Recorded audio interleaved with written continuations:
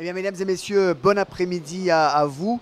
Cette journée qui commence très bien pour l'écurie Patrick Mervin qui donc scelle gold medalist, qui scelle son premier gagnant. Favori Patrick, cheval qui a été malchanceux à quelques reprises et aujourd'hui ouvre son compteur, ce qui est de bon augure. Oui, oui, bien sûr. Favori logique, hein, parce que dans ce lot-là, c'était normal. On s'attendait. Du reste, c'était notre meilleure chance de la journée.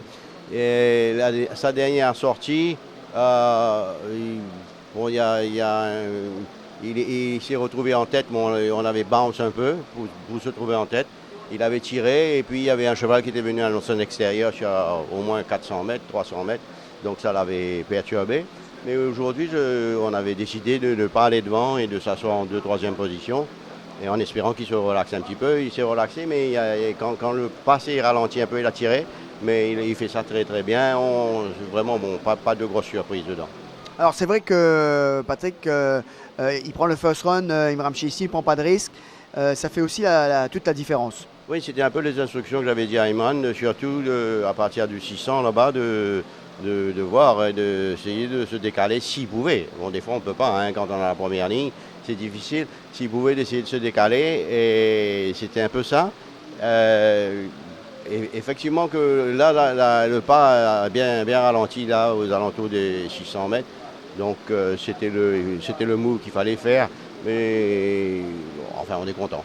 Alors dans la prochaine Seeking the Dream, la dernière fois il est battu. Qu'est-ce qu'on peut s'attendre de lui aujourd'hui?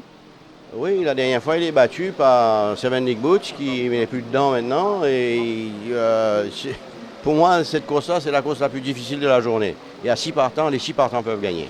Vraiment, c'est vraiment la course la plus, pour moi, la course la plus ouverte de la journée, hein. Et Seeking the Dream, à sa dernière sortie, quand il est battu sur 500 mètres, qui n'est pas vraiment sa distance. Et que je me rappelle, Imran m'avait dit, quand il est descendu, il m'a dit s'il y avait 50 mètres de plus, il aurait battu l'autre. Et là, il a insisté pour mettre les œillères. Effectivement, là, on a mis les œillères, il a bien travaillé avec Samaradi. Bon, c'est un lot quand même costaud. Comme je disais, hein, les 5 autres partants peuvent gagner. Ça va être une très belle course, mais je suis confiant d'être là aussi.